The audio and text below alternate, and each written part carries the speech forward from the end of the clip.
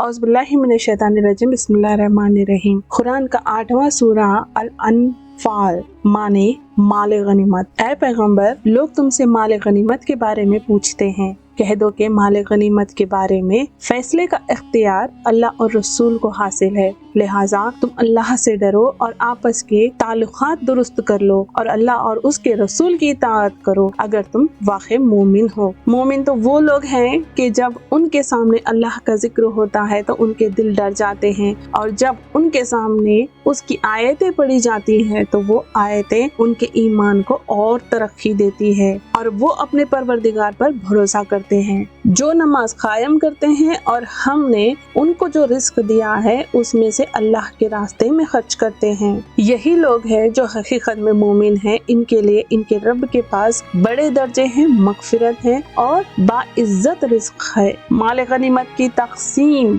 का ये मामला कुछ ऐसा ही है जैसे तुम्हारे रब ने तुम्हें अपने घर से हक की खातिर निकाला, जबकि मुसलमानों के एक गिरोह को ये बात नापसंद थी। वो तुमसे हक के मामले में उसके वाज़े हो जाने के बावजूद इस तरह बहस कर रहे हैं जैसे उनको मौत की तरफ हाका कर ले जाए जा रहे हो और वो उसे आंखों से देख रहे हो। और वो वक्त याद करो जब अल्लाह तुमसे ये वादा कर रहा था कि दो गिरोह में से कोई एक तुम्हारा होगा, और तुम्हारी ख्वाहिशात थी कि जिस गिरोह में खतरे का कोई कांटा नहीं था वो तुम्हें मिले, और अल्लाह ये चाहता था कि अपने अहकाम से हक को हक कर दिखाए और काफिरों की जड़ काट डाले, ताकि हक का हक होना और बातिल का बातिल होना साबित कर दे, चाहे मुजरिम लोगों को ये बात कितनी नागवार हो। याद करो जब तुम अपने रब से फरियाद कर रहे थे तो उसने तुम्हारी फरियाद का जवाब दिया कि मैं तुम्हारी मदद के लिए 1000 फरिश्तों की हमक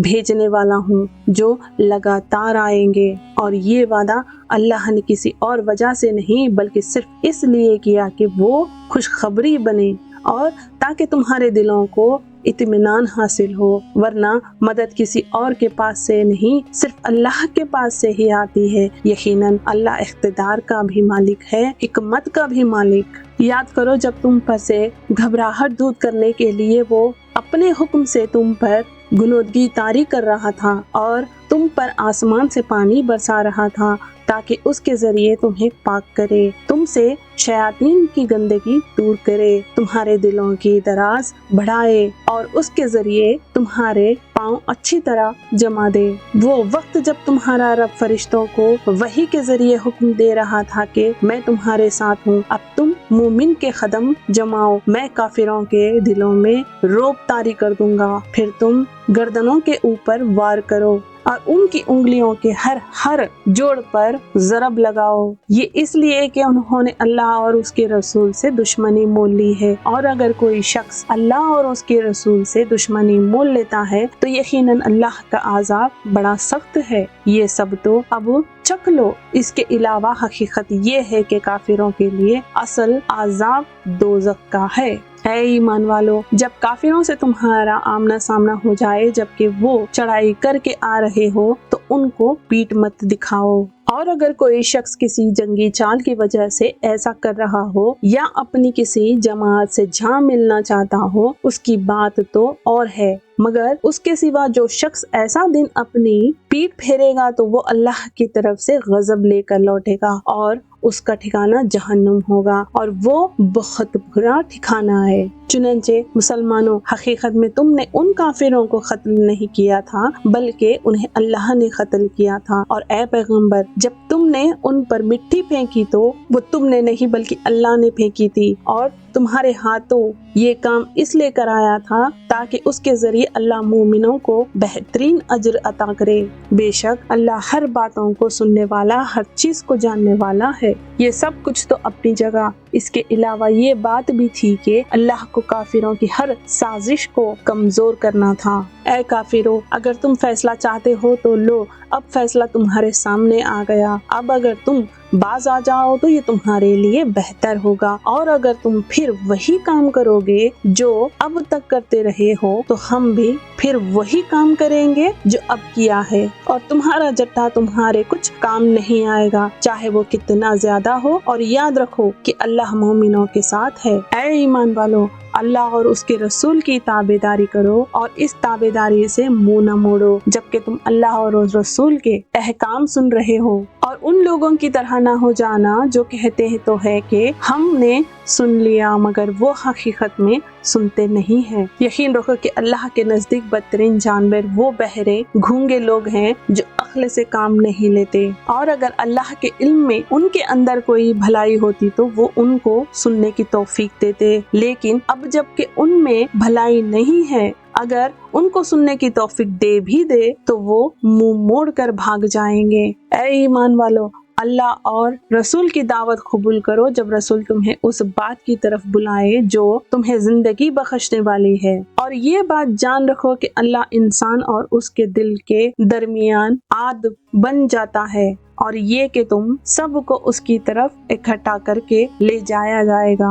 और डरो उस वबाल से जो तुम में से सिर्फ उन लोगों पर नहीं पड़ेगा जिन्होंने जुल्म किया होगा, और जान रखो कि अल्लाह का अज़ाब बड़ा सख्त है। और वो वक्त याद करो जब तुम तादाद में थोड़े थे, तुम्हें लोगों ने तुम्हारी सरजमीन में दबा कर रखा हुआ था, तुम डरते थे कि लोग तुम्हें उचक कर ले जाएंगे, फिर अल्लाह ने तुम्हें ठिकाना दिया और अपनी मदद से तुम्हें मजबूत बना दिया और तुम्हें पाकीज़ा चीजें का रिस्क अता किया ताकि तुम शुक्र करो। ऐ ईमान वालों, अल्लाह और रसूल से बेवफाई न करना और न जानते बूझते अपनी अमानतों में खयानत के मुर्तकिब होना। और ये बात समझ लो कि तुम्हारे माल और तुम्हारी औलाद एक आजमाइश है, और ये कि अजीम इनाम अल्लाह ही के पास है। ऐ ईमान वालों, अगर तुम अल्लाह के साथ तकवा की राविश अख्तियार करोगे तो वो तुम्हें हक व बातिल की तमीज अता कर देगा और तुम्हारी बुराइयों का कफ़ारा कर देगा